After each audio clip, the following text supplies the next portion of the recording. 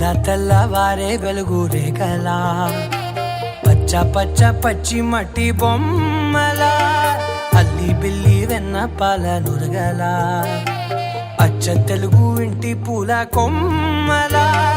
దేవదేవుడే పంపగా ఇలా దేవతే మా ఇంట అడుగే పెట్టెనంట బ్రహ్మ కళ్ళలో కాంతులే మా అమ్మలా మా కోసం మళ్ళీ లాలి పాడేనంట.